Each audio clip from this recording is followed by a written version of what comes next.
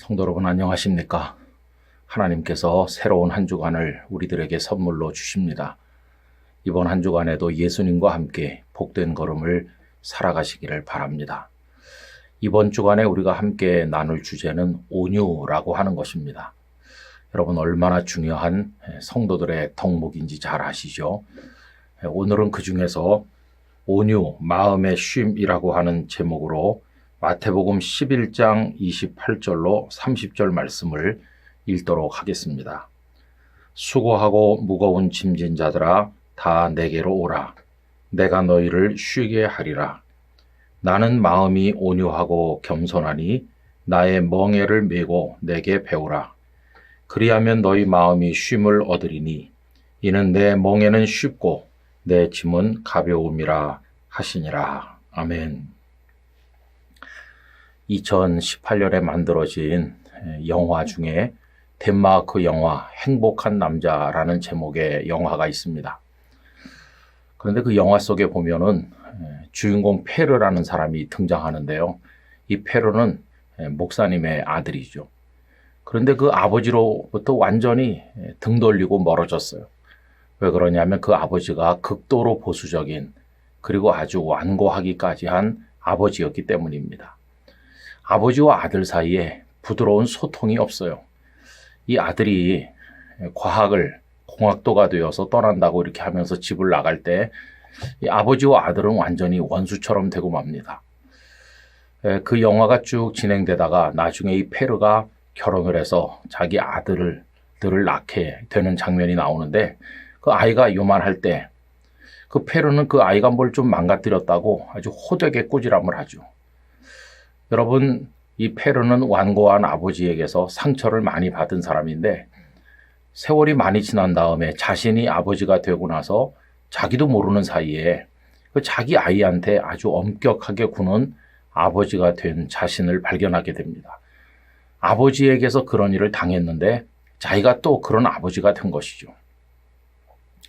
나중에 페르는 그것을 깨닫고 자신의 어린 아이를 꼭 이렇게 품에 안아주는 장면이 나옵니다. 여러분, 우리 어린 시절에 아버지라는 존재는 되게 엄격하고 무서운 존재였죠. 세상에는 엄격한 아버지들도 많이 계셨습니다. 그래서 아버지 품에 안겨서 좀 위로도 받고 아버지의 응원도 받고 싶은데 아버지 자체가 너무 무섭기 때문에 아버지에게 접근하지 못하면서 힘들어했던 사람들이 많을 것입니다. 여러분, 우리 예수님께서 우리에게 어떤 분으로 다가오시나요? 예수님께서는 오늘 본문에서 온유하신 분으로 다가오십니다. 수고하고 무거운 짐진 자들은 다 내게로 오라고 부르셨는데 만약에 예수님이 화가 잔뜩 난 아버지의 모습으로 무서운 아버지의 모습처럼 계시다면 누가 예수님께로 나갈 수가 있겠습니까? 그런데 예수님은 아주 온유하신 분이세요. 그래서 오늘 말씀 중에 29절을 다시 읽으면 이렇습니다. 나는 마음이 온유하고 겸손하니 나의 멍에를 메고 내게 배우라. 그리하면 너희 마음이 쉼을 얻으리니 라고 하셨습니다.